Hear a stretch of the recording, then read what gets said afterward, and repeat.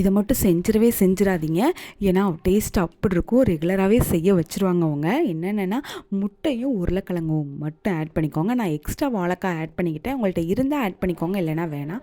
எல்லாத்தையும் நான் வேக வச்சு எடுத்து கொஞ்சம் துருவே எடுத்துக்கிட்டேன். அப்போ தான் குழந்தைங்க சாப்பிடும்போது கொஞ்சம் நல்லாவே இருக்கும். அது எடுத்ததுக்கப்புறம் நல்லா ஒரு பவுலில் ட்ரான்ஸ்ஃபர் பண்ணி வச்சிடலாம். இதுக்கான தேவையான வெஜிடபிளும் நான் கட் பண்ணி வச்சுட்டேன். அதுக்கு வந்து நான் வெஜிடபிள் பார்த்திங்கன்னா ஆனியன், கேரட், பீட்ரூட் இது 3 மட்டும் எடுத்துக்கிட்டு அதுக்கு தேவையான சால்ட்டு, அதுக்கப்புறம் மிளகாத்தூள் மட்டும் ஆட் பண்ணிக்கிட்டேன். அதுக்கப்புறம் நான் வந்து ப்ரெட்டை வந்து நல்லா பவுட்ரு பண்ணி எடுத்து வச்சுட்டேன். மிக்சியில் ஒரு ஓட்டு எடுத்து வச்சுட்டேன்.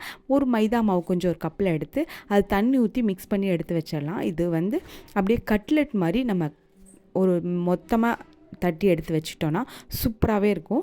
அப்புறம் ரெண்டுத்தையும் டிப் பண்ணி நம்ம ஆயிலில் போட்டு எடுத்தோன்னா செம்ம டேஸ்ட்டாக இருக்கும். நீங்கள் ரெகுலராகவே செஞ்சு கொடுங்க. இதில் முட்டையும் சேர்த்துருக்கோம், ஸ்மெல்லும் நல்லாவே இருக்கும். குழந்தைங்களும் ஒரு விரும்பி சாப்பிடுவாங்க. சப்ஸ்கிரைப் பண்ண மறக்காதீங்க.